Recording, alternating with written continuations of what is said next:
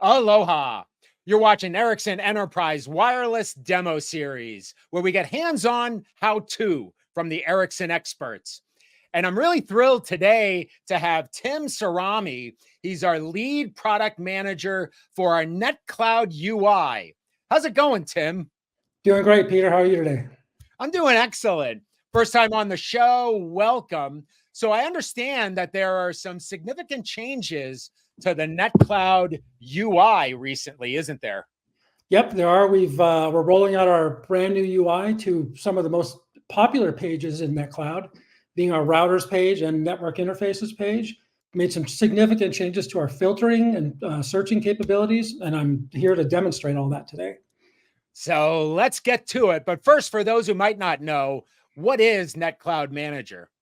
Well, NetCloud Manager has been around for quite a while. It has gone through different naming conventions, but basically what it is, it's a way for our customers to manage their wireless WAN devices, more recently working on things like managing security policies and those kind of things. So it's the single pane of glass that we present to our customers, any customer, regardless if they only want to manage devices or they want to go further into some of our security products.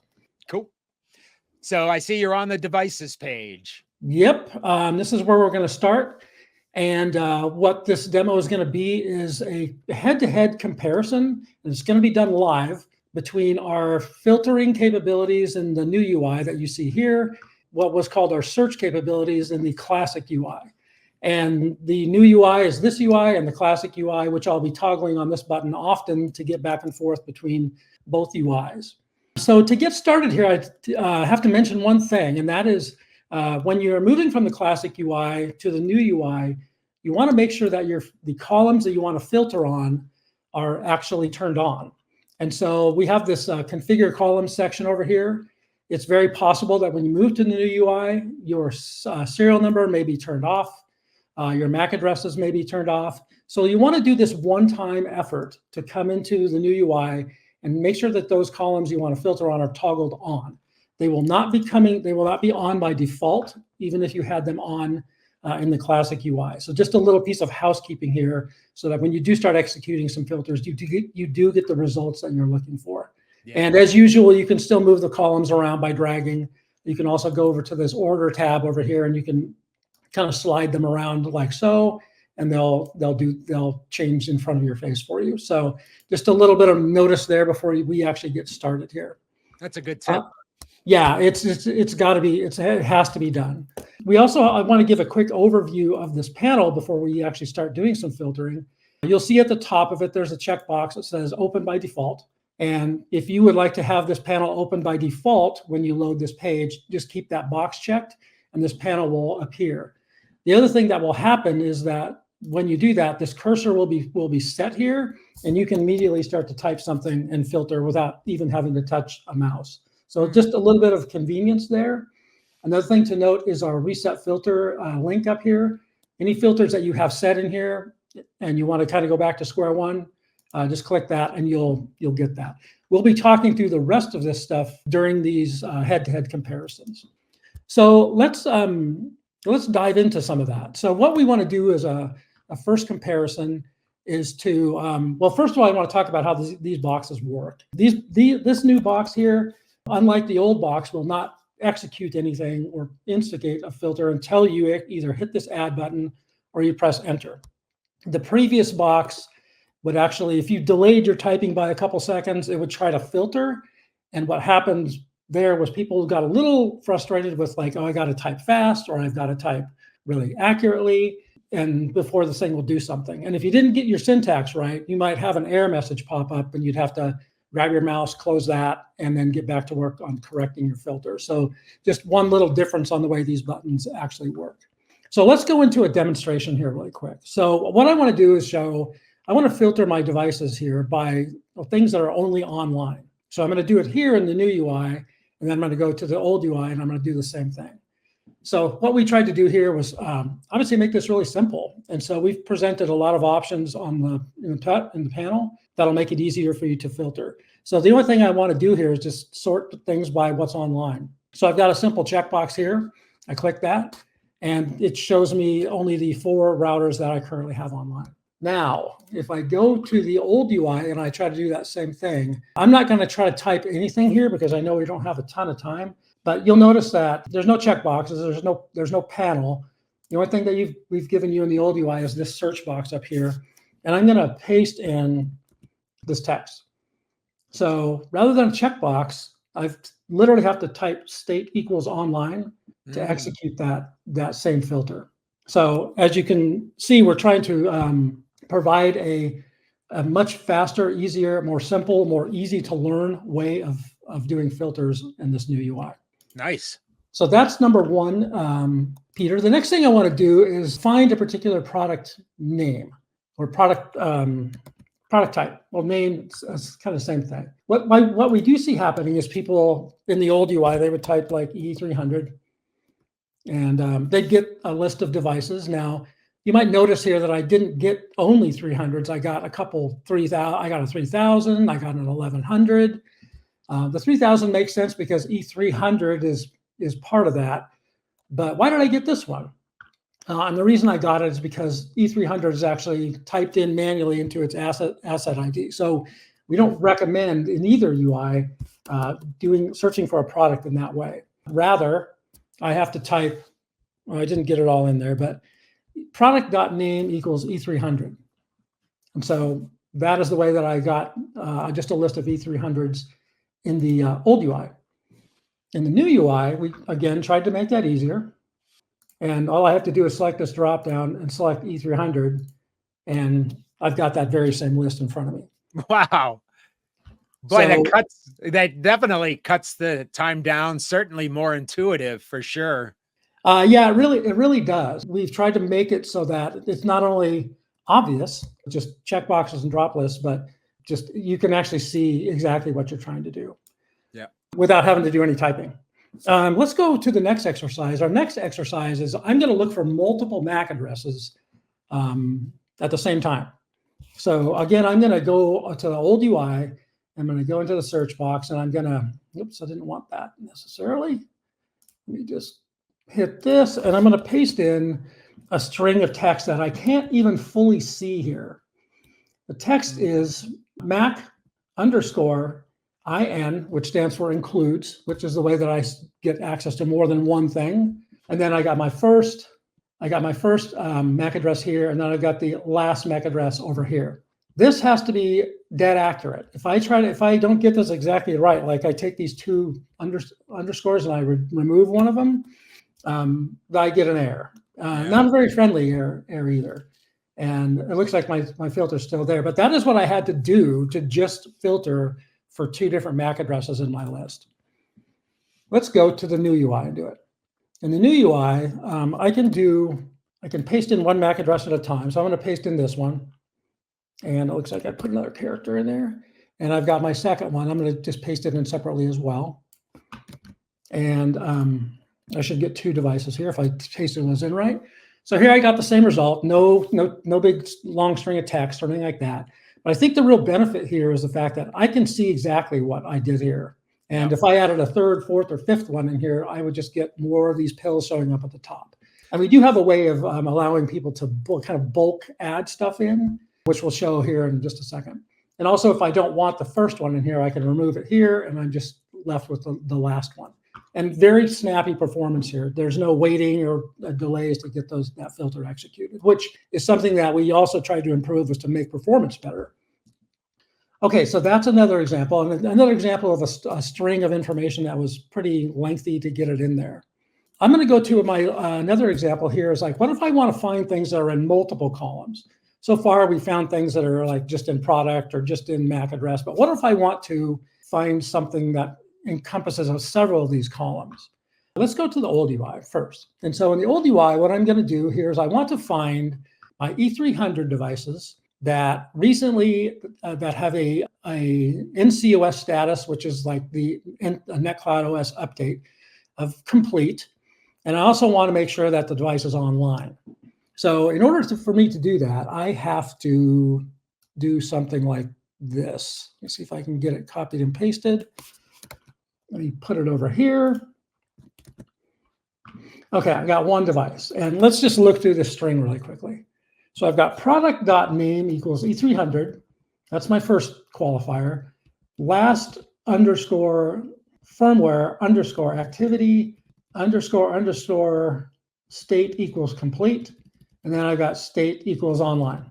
Wow. So that's what I needed to put in here to get this result. Right. Let's go to the new UI and try that.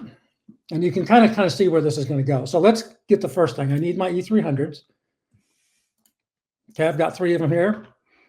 I want to also get them that have an NCOS status of complete, and it's online. Wow. So I've got those 3 qualifiers, and you can see that the number 3 showed up here in the filter box, telling me that I have 3 things. I have 3 filters executed on this, and so I got that same result, but with far less weird typing and syntax and things like that. So what do you think, Peter? Easier? Oh my gosh, way easier. And I can certainly see, no offense against the old UI, but that making sure you have that long string when you're searching for multiple criteria, just one missed letter can lead to frustration, I would imagine. But then, simply selecting a few boxes and then, having it filter down to exactly what you need and what you're looking for. Pretty cool. Yeah, like I said earlier, there's significant differences in the way that we did this. So I'll kind of, at the end of this, I'll kind of talk through some of our goals that we had set in front of us to, it's like if we didn't meet all these goals, we didn't get this right, because the old way has been around for 10 years and a lot of customers have been relying on it for quite a while. Then you change it and they need some training. So that's kind of what this is about. Yeah, right. I can see that, right? The new UI is a lot more intuitive and easier to use. But if you've been, the old muscle memory, you've been doing it a certain way for a number of years, there is going to be that slight, not so much hesitation, but yeah, the learning curve into the new. But I mean, the learning curve is 30 seconds of clicking the boxes, hopefully. Yeah, that's just the beginning of the power that we've put in here. Really, we've got a couple more areas to go over. So let me keep going by hitting this advanced button over here. So advanced gives you a little more control. And so we've got drop downs to represent the exact, maybe the exact column you want to search on. I know I've got something in custom 2 on one of my routers. Then we have these operators, and these operators, this says contains and is empty, but the operators will change depending on what you've selected. So now I've got contains, equals, starts with, and ends with. These were features that actually did exist in the old UI as well, but they had to be strung into that string at exactly the right time and exactly the right way for those to work. So we want to significantly simplify. So here I know I've got a router. I don't know why it has the word tuna in custom 2. And so you can see here that I found that easily here. And so this just gives a little more concise control. Now there's something I want to get into that's people used a lot. And I want to make sure that I show that we still do that. So what customers like to do, let's say you're an IT guy and you're sitting at your desk and you've got a sheet of paper from your carrier and it says, it has an IMEI number called out. And it's like, this IMEI is either using too much data or it's using no data. I need to find out what router that's in. And so what I can do is while I'm at this screen, I can go to the advanced and I can scroll down here and say, I want to look for a network interface IMEI number.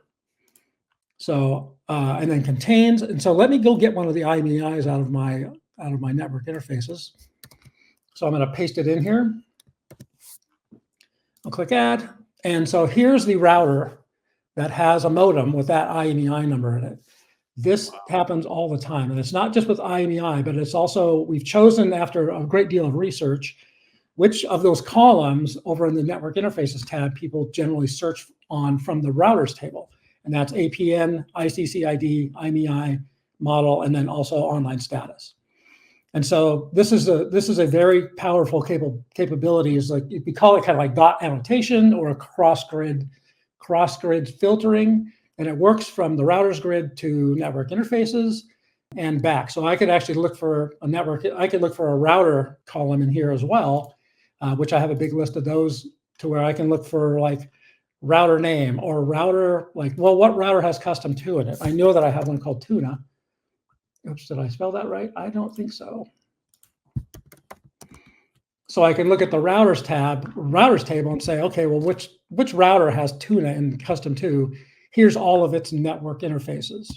Wow. So some even more powerful capabilities when it comes to searching between these two tabs, and it happens all the time.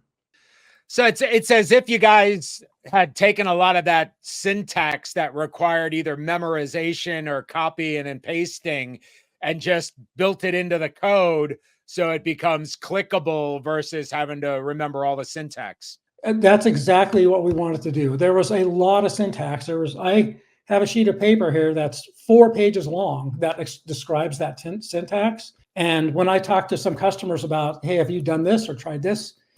They had no idea that that was a possibility. And they looked at the documentation and said, I don't know if I really have time to learn that. And so that was a lot of motivation behind these changes. And I would imagine too, it opens up, where the filtering and searching, while available in the old UI, because of the, having to do all the syntax stuff, there was a lot of power that customers were potentially missing. Yes. Or, not even realizing that it's built in to the NetCloud Manager and the new UI, because it's already, point and click, if you will. I would imagine they're going to definitely experience, one of those, those like, oh, wow moments, or like, oh, I didn't even realize I could do this kind of thing. And it opens up, the options for customers to be able to dig in a little further into their systems and infrastructure. Yeah, we've had a lot of positive feedback from people just kind of coming back to us saying, I'm so glad you exposed all that. Now I feel like I have some power, and these aren't seasoned users. These are users that maybe, their first week in, and they're actually able to execute these filters without, some training or having to call an SE or call support and ask them for the help. For sure. One more thing in the filter, and then we will move on to a couple new things that we've added. Notice that in here, I just did this advanced filter, but I also have this toggle here. And it's like, well, what does bulk add mean? And so what bulk add does is allows the customer to paste in a comma separated list of perhaps hundreds of serial numbers or hundreds of MAC addresses. And the reason why they would do that is they probably already have something like this saved somewhere, because they were doing it. I noticed when I was doing research on how people use the filter or the old search, that they were doing that. They were pasting in 100 serial numbers or things like that. And so I don't have that many devices here, but I'm going to paste in 6 serial numbers here. So I'm going to paste these 6 serial numbers. I've got to make sure that I'm filtering on the right column. So I'm going to say I'm looking for serial number contains any of these particular serial numbers. And I'll hit add, and you can see where I've got those 6 routers. The pill up here says serial number contains 6 entries. We didn't try to put them all in here in case there were thousands, but we can also edit it. So if I would say, well, I don't want this one in here anymore, I can back that out, and I'll get these 5. And I don't even need to put the full serial number in. I just need to kind of put part of it in there, and I'll still get these kind of results. Nice. So that is a feature parity thing that we added in for some of our larger customers who have a lot of devices that they filter on. Yeah, that's kind of the other thing I was going to mention, Jay. Like, those with hundreds, thousands of devices out there, this definitely helps them zero in on the ones they need to focus on. Yeah, absolutely. And we noticed a lot of that going on in our research. And so we really want to make sure we entered that in. So let me talk about a couple new things we've added really quick. These are things that didn't exist in the product and didn't exist in the old UI. So this is new to the entire UI. It doesn't matter which UI you're on. So earlier I mentioned that people sometimes will use third-party tools like Excel or Notepad or Notes or something, and they'll have a big log of things that they filter on all the time. And we don't want them jumping out of NetCloud to go to some other tool and then come back to NetCloud to do the work. So I'm going to do what's called a saved filter. And what we're going to do here is we're going to use the browser bookmarks. And so what I'm going to do is I'm going to just do a quick filter of things here. I'm just going to set a couple things. Let's see. Let me do my 300s again, because I've got a few of those. Update complete. I really need some more devices in here. Let me grab a couple more. See if I can get some more stuff in here. I'll check these boxes. Okay, I got 2 devices out of the 16. So I've got 6 things checked over here, and I want to do this again at some point. So what I'm going to do is observe up here, the URL has gotten really long, and this is intentional. We built this, every time you clicked, this URL changed. So I'm going to grab this, I'm going to grab, and I'm just going to drop this in the toolbar, and I'm just going to write the word test in here if I can type. And just save it there. And you can see it up here. Peter, correct? Maybe not. So. Okay. Well, I'm going to just go ahead and click on. Well, first I'm going to reset my filter. So I have everything on the screen. And I'm going to come up here and just click on this browser bookmark I made. And it's going to automatically filter that down to where I only have those 2 devices. Oh, nice. You'll see I have the 6 up here. Everything got copied over. You see I have the pills here. So every representation of this filter has been presented on the screen here. You can do that both on the routers page and the network interfaces page. I won't necessarily do it here, but that's the way that we built these URLs, so you could actually save them into a browser bookmark. Nice. That is going to be super helpful. It'll prevent a lot of people from using multiple tools to execute their filters. Yeah. Last but not least, we intentionally did filter persistence. And so if I go to the old UI, see if I can jump over there really quick, and let me just filter this list down so it doesn't have as many devices in it. And I drill into one of these.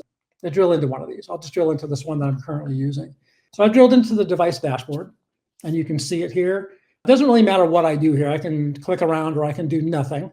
And I come back, and you'll see that my filter is now gone. Oh, yeah. Cleared it. And so over here in the new UI, I will do something similar. I'm just going to type E300 up here, so it's exact representation. And then I will drill into this device, and I will drill back, and my filter persisted. Yeah. And that works also on network interfaces as well. I mean, if I bump, and it only works between these 2 tabs right now. So if I hit this tab and then come back to this tab, you'll see that it's persisted. If I hop over into tools or somewhere else, and I come back to devices, that filter will have to be reset. But we didn't want to assume that you were done with your filter, and if you wanted to keep using this subset of devices to do some work, we'll leave it up here until you hit the reset button. That's a great idea. There've definitely been instances in, various spots, even sometimes just in like Windows File Manager, how you're searching for Word docs and you hit back and then you somehow lose it. Yeah. You got to redo the search again. So that's pretty cool. If that search was a long, complicated search, then your frustration level just probably went up, a little higher than, you want it to be. Nice. So yeah, exactly. So that's all I wanted to show on the filtering, but I did want to say, our goals were to make filtering easier and with less training and less typing. We wanted to show the power on the screen rather than having to, just a box and having to go read about it.